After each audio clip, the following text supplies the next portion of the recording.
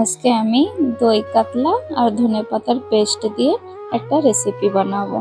সেজন্য মাছে হলদি লবণ ভালো মতো মিলাই নিচ্ছি, দু সাইডে ভালো করে মিলাই নিচ্ছি। দেখো মিলানো আমার হয়ে গেছে। এখন গ্যাসের উপরে কড়াইটা দেব। এখন আমি সরষের তেল দিয়েছি। সরষের তেল একটু কড়াইতে ভালো মতন সারা জায়গায় লাগাই নিচ্ছি। হয়ে গেছে, তেলটাও ভালো মতো গরম হয়ে গেছে। এখন মাছ একটা একটা করে দিয়ে দিচ্ছি। মাছটা আমি ভালো লাল করে ভাজবো। সেজন্য ধনেপাতা পেঁয়াজ দই ধনেপাতার আমি পেস্ট বানায় নেব। সেজন্য মিক্সি জারে দিয়ে পেস্টটা করে নিই। তারপরে মাছটা আমার এক সাইড ভালোই ভাজা হয়ে গেছে।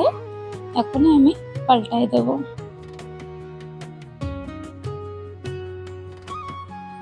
তারপরে আমার সব মাছগুলো ভাজা হয়ে গেছে, প্লেটে নামাই নিচ্ছি।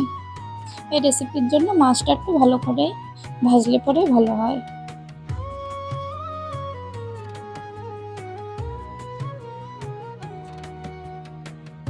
এই দই কাতলাতে আমি অনেক পেঁয়াজ দেব।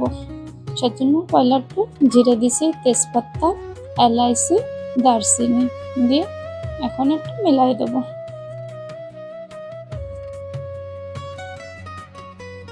তারপর কাটা পেঁয়াজ দেব।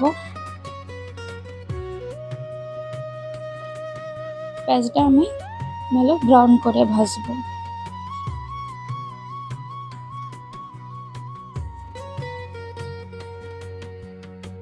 এখন অল্প আদা রসুনের পেস্ট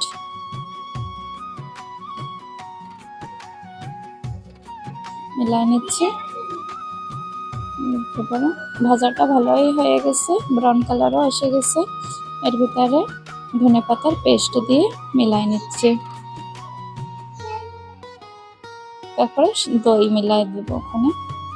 তারপরে আমি এতে হলদি দেব, দিয়ে ভালো মতন মিলাই নিচ্ছি সব কিছু।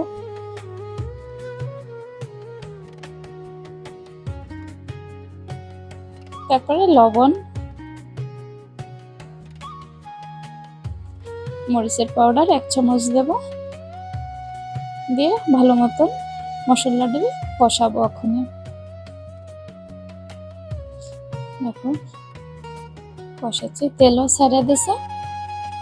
আমার মশলাটা ভালো মতো কষানো হয়ে গেছে।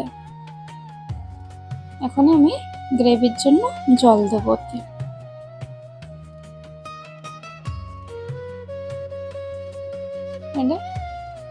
একটু জাল হয়ে গেছে ভালো, মাছগুলো ছেড়ে দেব।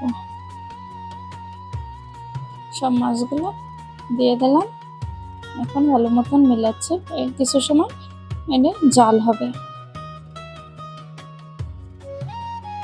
একটু সময় জাল হতে থাকুক।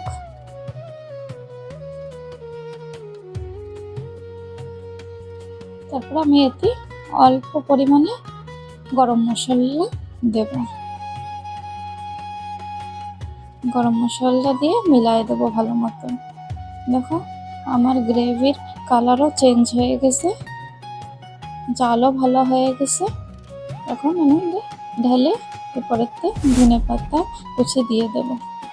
এটা যদি ভালো লেগে থাকে রেসিপি, একটা like comment share and subscribe করবেন।